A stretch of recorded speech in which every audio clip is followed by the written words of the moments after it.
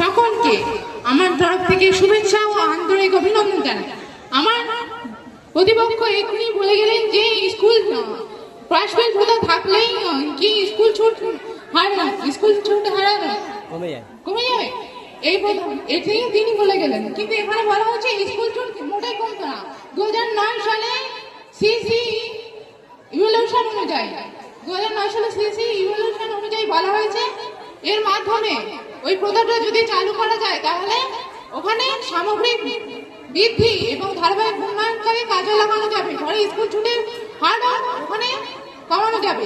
School ছুট আর কমানো যাবে না। সিসি আর আরটিই ওখানে বলা হয়েছে যে আরটিই 16 নম্বর ধারায় ওখানে উল্লেখ করা হয়েছে যে পঞ্চম থেকে অষ্টম শ্রেণী পর্যন্ত কোন শিক্ষার্থীকে একই ক্লাসে রাখা যাবে না ফেল করলে।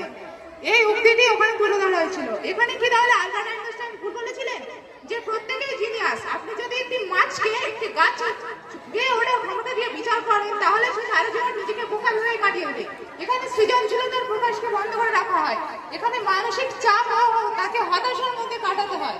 কারণ একটি শিশুর সার্বিক বিকাশ এবং উন্নয়ন হতে গেলে তার খেলাধুলা, সাংস্কৃতিক অনুষ্ঠান, তার বাস্তব জীবনের কিছু প্রতিভাকে চাপা করে যেতে হয় এই পাশফেল প্রথা থাকার জন্য। পাশফেল প্রথা যদি তুলে দেওয়া হতো তাহলে স্কুল ছুট হার কমে যেত। স্কুল ছুটের হার কমে গেলে সেই শিক্ষার্থীরা তার ভবিষ্যৎ জীবনকে আরো উন্নতির দিকে এগিয়ে নিয়ে যেতে পারত। এখানে আমার স্বামী বিবেকানন্দও বলেছিলেন যে শিক্ষা মানুষকে নিজের পায়ে দাঁড়াতে শেখায় না, যে আত্মবোধ জাগিয়ে তুলতে পারে না, সেই শিক্ষা কিভাবে প্রকৃত শিক্ষা লাভ করতে পারে। এবার জন হল্ট বলেছিলেন আমরা যদি একটা শিশুকে অযোগ্য বলে বিবেচনা করি তাহলে সে কি পরবর্তীতে শিক্ষা লাভ করতে পারে না। আবার কে রবিনসন বলেছিলেন, স্বামী বিবেকানন্দ বলেছিলেন, আবার কে রবিনসন বলেছিলেন যে একজন প্রকৃত মূল্যবান শিক্ষার্থীকে তৈরি করতে গেলে আমরা এখন কি দেখি ছাত্রছাত্রীরা উঠবে না। আমরা এখন কি দেখি যে শিক্ষার্থী আসলে উত্তীর্ণ বা উন্নতিতে হচ্ছে তার স্বীকৃতিটাই আমরা দেখি। আমরা শিক্ষার্থীর মেধার পরিমাণটা বিচার করি না।